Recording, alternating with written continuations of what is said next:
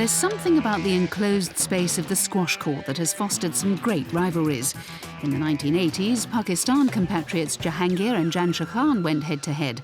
Now a British duo are in fierce competition. James is from Pontefract, lives in Leeds. I'm from Sheffield. There's been a big rivalry with the sort of cities. We've ended up coming on tour and being big rivals. We've played a lot of major finals, a lot of big matches. He's been number one in the world, I've been number one in the world. We've tried to stay teammates at the same time, but I think it's been well documented that we're not the best of friends. There's a lot of interest in the story, and we've had some difficult moments over the years. But there's no closeness. There isn't really. We have to play together. We train within the same vicinity, and we spend time together. But apart from that, our lives are just very different. We're two different people, and it's great for the sport and for the rivalry's built up for us. But we're not the best friends. But we're not. It's not like we hate each other either. It's just we're just different people.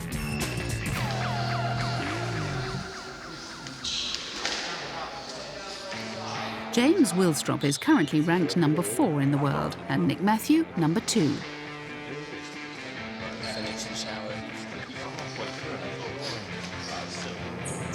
The eldest by 3 years, at 32, Nick is a 2-time world champion and has won 2 Commonwealth Games gold medals. James, meanwhile, has 16 PSA titles to his name, and he held the world number 1 spot for all but a month of last year. To date, the Yorkshiremen have faced each other in 24 professional matches, 9 of which have been major finals. Nick has come out on top in every match bar 5 and is unbeaten against his compatriot since 2007. Yeah, I've won a lot on the head-to-heads, but not one of them has been easy. I think our best match ever was in Canary Wharf in 2010. We brought each other to a standstill. We played over 2 hours, and it was match ball to me in the 5th, and James went down with cramp about 10 seconds before I probably would have gone down, because I could feel my legs literally twitching. I never got cramp in my whole career, and that shows how tough the matches can be between the two of us. Recent clashes between the pair have not merely been competitive, but typically quite hostile affairs, with tempers boiling over on more than one occasion. No, lad. No. Please restrain yourself. No, lad. 8-7. We get on with what we do. We have a great respect, I think, for each other and for each other's game. Nick's got incredible capacity as an athlete. He applies a lot of pressure on a squash court, puts his opponent under considerable pressure physically, asks questions, and he's developed his game. Myself, maybe over the years I've been a little bit more geared around the skills that I have as a racket player rather than my physical ability. I think our strengths as players lie a lot around our personalities off the court. I'm maybe a little more outgoing. I express myself on the court. I like to play an aggressive style, fast-paced, take the ball early. James, he's a lot more sort of keeps himself to himself, quieter, softly spoken off the court, and very sort of deep in thought, I think, and that translates when he plays. Very thoughtful player, very skillful, makes the ball do the work.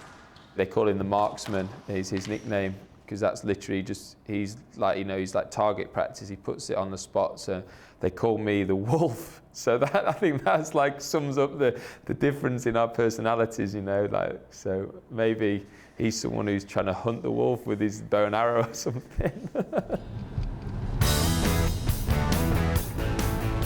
The two rivals train at different squash clubs in Yorkshire. James is based in Pontefract in the west of the county, with Nick an hour's drive away in Hallamshire. However, the pair regularly cross paths at the English Institute of Sport in Sheffield, where they train under the direction of strength and conditioning coach Mark Campbell. A keen squash player himself, the New Zealander is well equipped to assess the demands of the sport. But with the weather turning in, I think the biggest thing with squash is that compared to other racket sports, it's the movement patterns that are so much different, and it's very fast and explosive, means that placing a stress on the body that's right up there with, you know, sports like rowing from an aerobic point of view, but then you've also got the fact that you've got to deliver a ton of power as well. So it's just a horrible, horrible mix of speed and fitness that really no other athlete really ever gets faced with. Campbell has worked with some of the finest sportsmen and women in the UK, including Olympic heptathlon gold medalist Jessica Ennis and Olympic boxing champion Nicola Adams. This is his view on the British duo, starting with Nick. In his sport, he's pretty unparalleled. Like, he's considered the fittest, most durable, strongest sort of squash player on the circuit. But having worked with a lot of athletes myself, I probably haven't come across many better than him, and that encapsulates not only his physical ability, but his work ethic is phenomenal.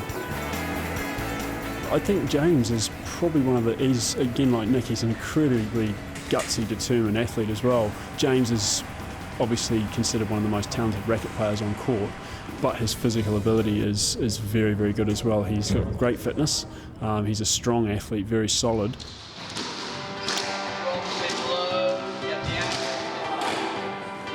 Of the pair, it was James who most impressed from an early age. Under the stewardship of his father Malcolm, who's been a professional squash coach for over 30 years, James won national junior titles at every age range. He was also a European and world junior champion.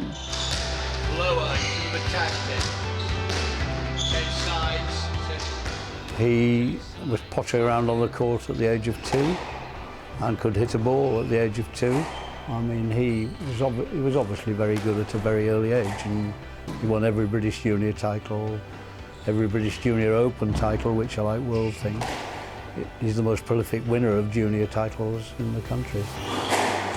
It's a tagline. I'm one of the most successful junior players that have ever played, but I'm happy to say that I achieved that whilst enjoying it and enjoying my youth, I suppose. It wasn't sort of get down to the club and, you know, got to be focused. It wasn't any of that. I just got really, I was really dedicated to it, but I just really enjoyed it, and the success as a junior that I had was a great platform for me to move on to the senior level.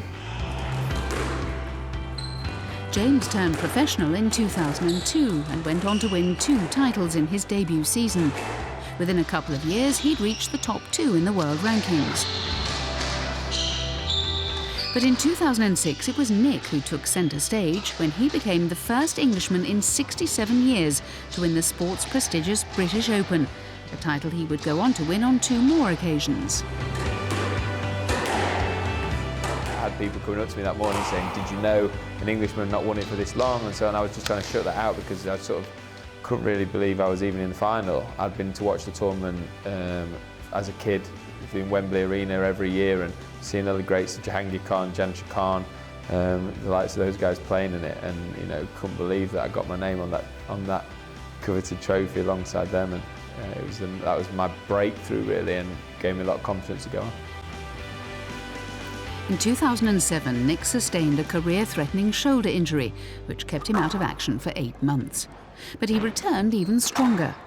In 2010, he climbed to the top of the world rankings before going on to clinch 2 gold medals at the Commonwealth Games.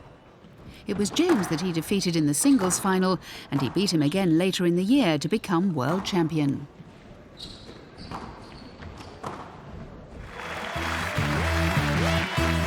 That was the one really that gets the notice sort of around the world. You can be world number 1, you can win the Commonwealth Games, but getting world title is like the pinnacle of the sport. So an Olympic gold is the only thing that would surpass that. The World Squash Federation has recently submitted another bid to get the sport included in the 2020 Olympics. Although a successful outcome may come too late for the British pair, they have more opportunities yet to renew their intense rivalry.